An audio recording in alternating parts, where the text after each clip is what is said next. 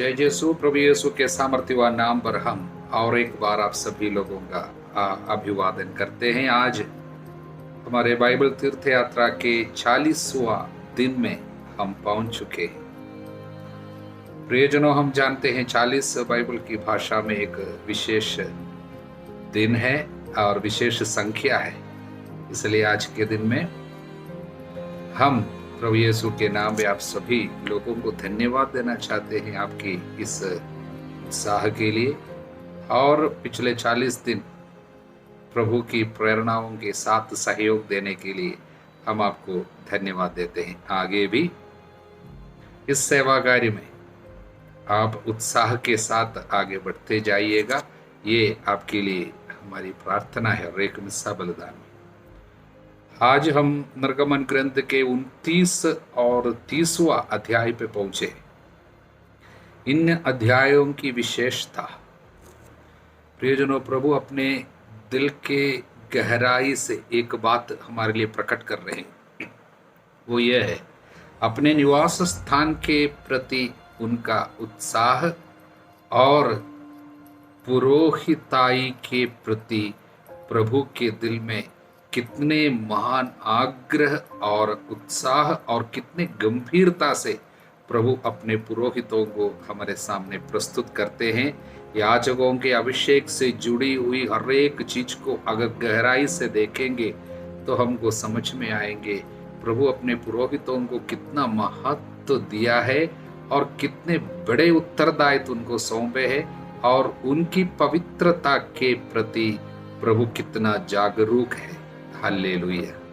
29वां अध्याय में याजकों के अभिषेक से जुड़ी हुई बातों को प्रभु प्रकट कर रहे हैं। उनमें हम 14 वचन में इस प्रकार देखते हैं, हारून और उसके पुत्रों को दर्शन कक्ष के द्वार पे पहुंचाओ, उन्हें जल से नहलाओ। पहले बात, पवित्रता से जुड़ी हुई बातों में पहली बात पानी से नहलाओ। ये बाइबल की भाषा में ये जल जो है ईश्वर के वचन के लिए खड़े हैं और वचन से प्रभु शुद्ध कर रहे हैं। इसी बात को हम बाद में नए विधान में संत पौलुस के वचनों में एफेसियों को लिखे पत्र में हम देखेंगे बाद में। और अभिंजन का तेल लेकर उसे उनके सिर पे उड़ेलते हुए उनका अभिषेक करो। और उसके पहले पवित्र वस्त्र पहनाते हैं और तेल सिर पे लगाते हैं। उस पवित्र आत्मा का अभिषेक का एक चिन्ह है।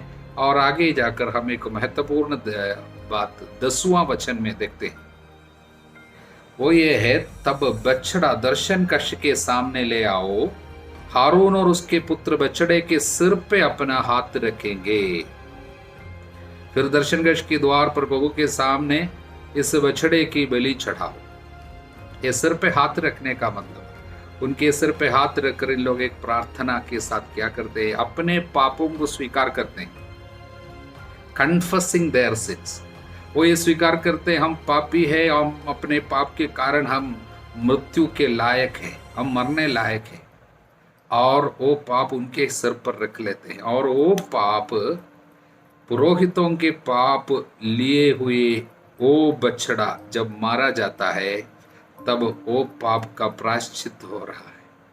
प्रियजनों, हम जानते हैं पुराने विधान के जानवरों की बलि और उनके खून जब पाप क्षमा के लिए जो इस्तेमाल किया जाता है वो सब आने वाले मेमने की और प्रभु ईसा मसीहा के पवित्र बलिदान की ओर इंगित करते हैं। इस पे कोई शक नहीं है कि वो यीशु के लहू के साथ, यीशु के बलिदान के साथ पुराने विधान के सारे जानवरों के बलिदान समाप्त होती है।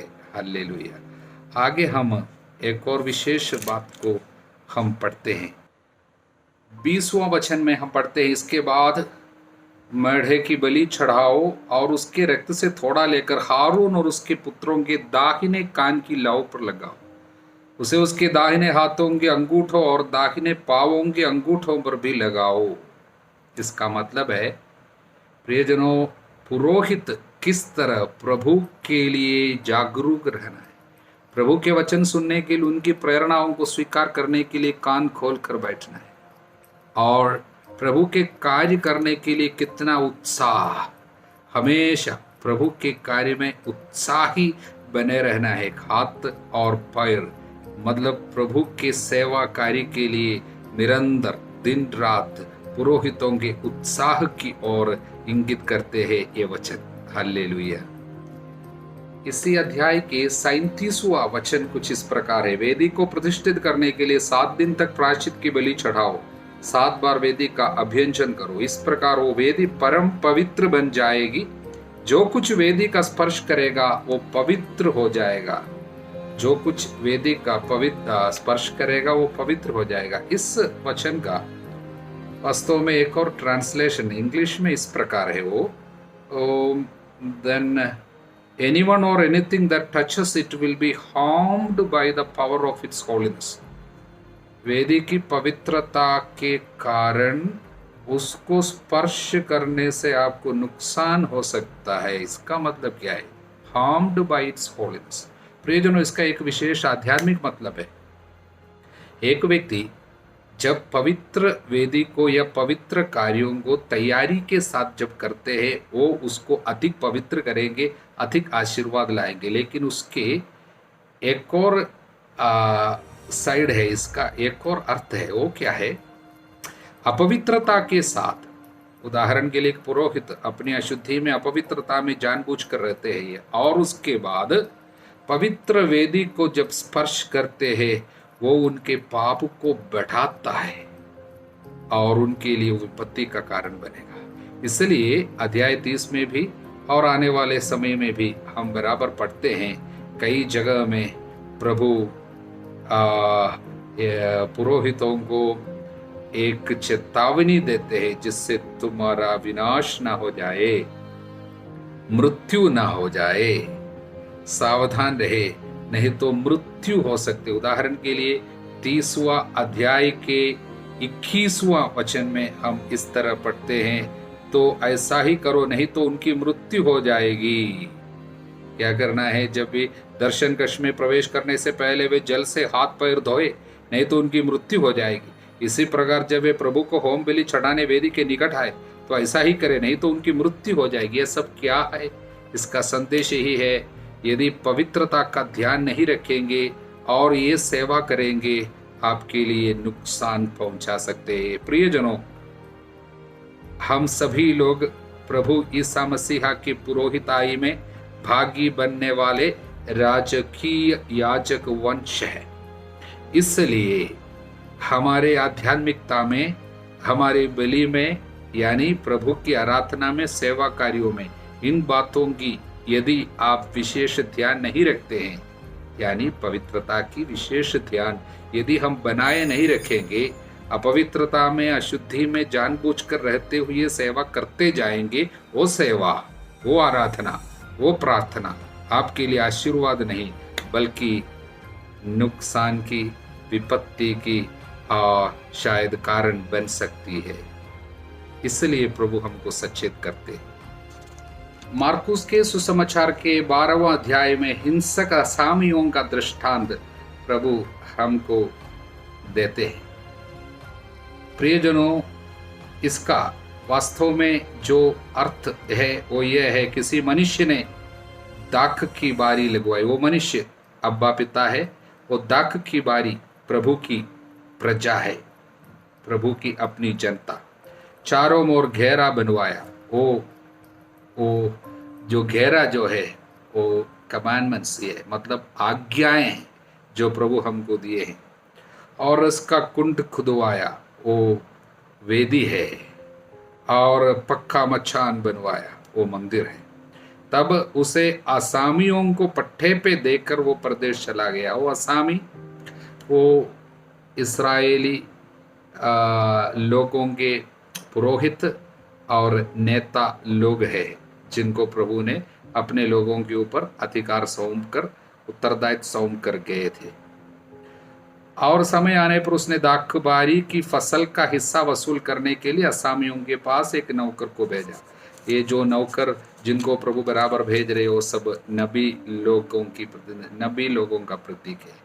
लेकिन असामियों ने उनका अस्वीकार किया।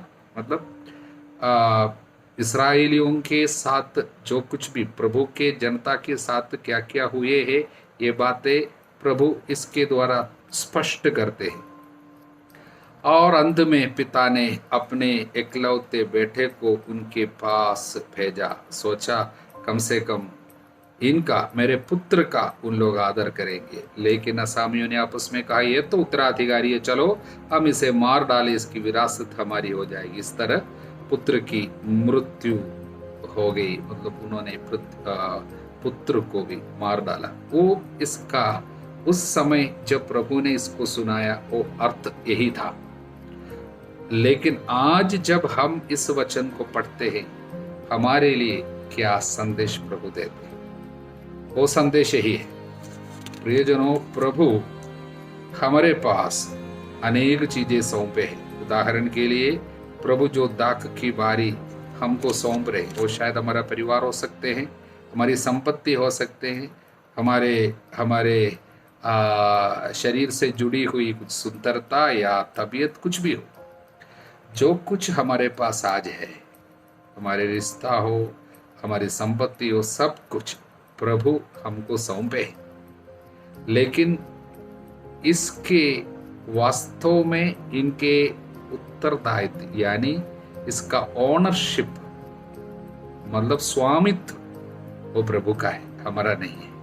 हम केवल काम करने के लिए नियुक्त किए असामी लोग हैं।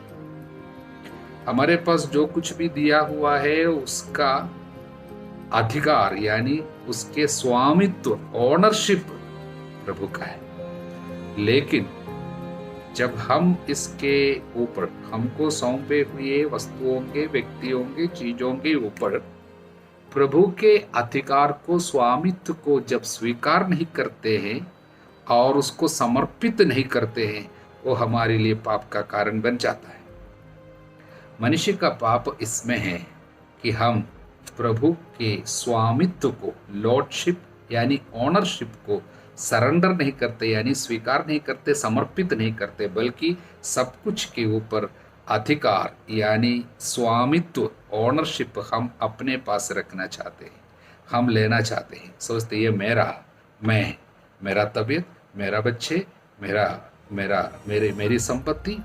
जब हम इस तरह सोचने लगते हैं तब वो चीजें, वो व्यक्ति, जो कुछ भी है, वो हमारे लिए पाप का कारण बन जाता है। जिसके द्वारा हम पाप करते हैं उसके द्वारा हमको तकलीफ होने लगते हैं, क्योंकि वचन याद कीजिए, जो कोई जिसके द्वारा पाप करते हैं उसके द्वारा यंत्रणा मिलेगी। इसलिए प्रियजनों, आज अनेक विपत्तियों के पीछे वास्तव में कारण क्या है?